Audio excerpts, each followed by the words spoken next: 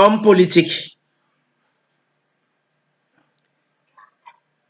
Monsieur le Président des États membres, anciennes colonies françaises encore actives,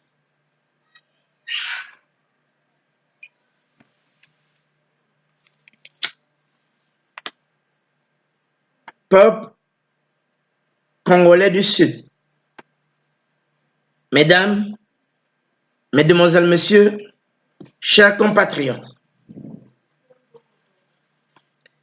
le moment est toujours grave depuis que M. François Hollande, ancien président de la République française, avait, selon le pouvoir qui lui était donné, à diriger la République du Congo-Brazzaville. Autorisé l'ex-président Denis Sassou Nguesso à consulter son peuple. Aujourd'hui, M. François Hollande ayant quitté le pouvoir, M. le président Emmanuel Macron l'a remplacé. La guerre qui a été imposée au pôle a encore des conséquences visibles.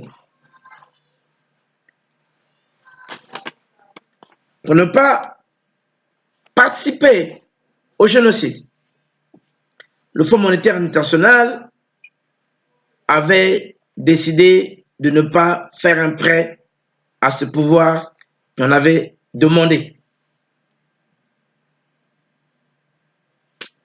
Mesdames, Mesdemoiselles, Messieurs, le pouvoir en place, nous savons qu'il présente des conditions juridiques difficiles. Les élections de 2016 sont encore dans nos mémoires. Certains qui ont participé de près ou de loin sont en prison. C'est pourquoi tout prêt accordé par le Fonds monétaire international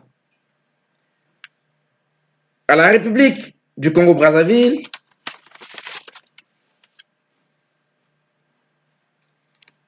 est un contrat entre le Fonds monétaire international et les personnes physiques qui contractent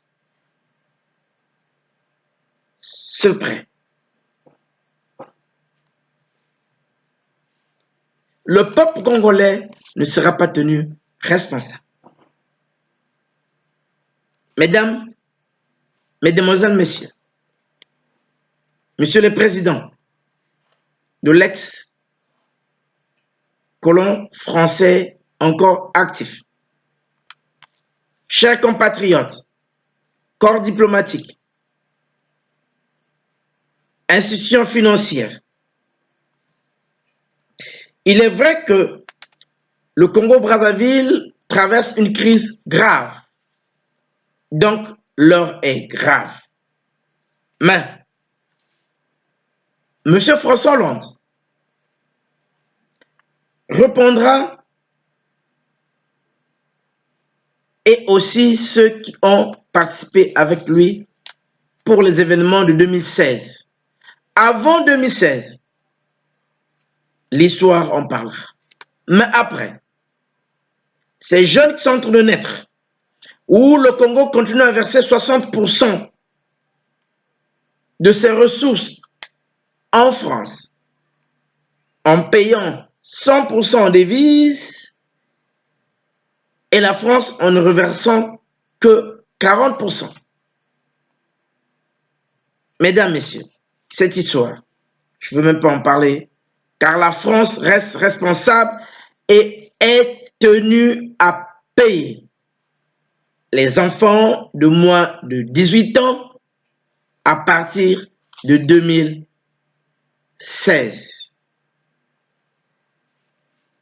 Monsieur François Hollande a reconnu que le pouvoir du Congo part de Paris. Chers compatriotes, chers messieurs, Monsieur le Président,